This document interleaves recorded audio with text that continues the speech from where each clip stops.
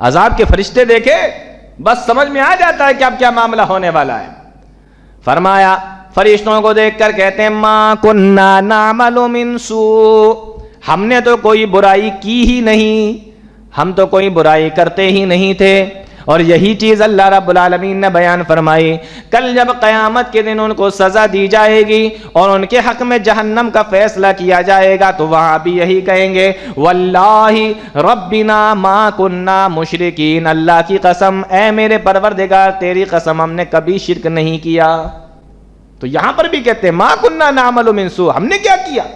ہوتا ہے نا وہ آدمی کو جب پکڑا جاتا ہے تو میں نے کیا کیا، تو وہی والا ما کننا نعمل من سوء. وہاں بھی کہیں گے واللہ ربنا ما کننا مشرکین، اے اللہ تیری قسم کھا کر کہتے ہیں ہم کبھی شرک نہیں کرتے تھے. اس لیے ذکر کا لفظ استعمال کیا گیا، انا نحن نزلنا الذکر وانا لہ لحافظون، اور ہم ہی اس کی حفاظت کرنے والے ہیں. آپ دیکھیے اللہ نے جتنی بھی کتابیں نازل فرمائیں کسی کی حفاظت کا ذمہ نہیں لیا. اس لیے آپ دیکھیے توریت کے اندر تحریف ہو گئی، انجیل کے اندر تحریف ہو گئی، زبور کے اندر تحریف ہو گئی، جتنی کتابیں آئیں سب کے اندر لوگوں نے اپنی طرف سے شامل کیا، گھٹایا بڑھایا ملایا سب کیا، لیکن قرآن کے اندر کوئی 1450 سال میں آج تک نہیں کر سکا. کسی نے کیا؟ نہیں کر سکا. اللہ نے اس کی حفاظت کا ذمہ لے رکھا ہے. اب حفاظت تو اللہ جانتا ہے کہ اس کو کیسے کرنا ہے اور کس طریقے سے کرنا ہے.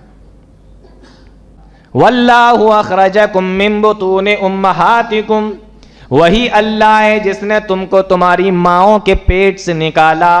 لا تعلمون شیئا، تمہیں کچھ نہیں معلوم تھا، تم کچھ بھی نہیں جانتے تھے.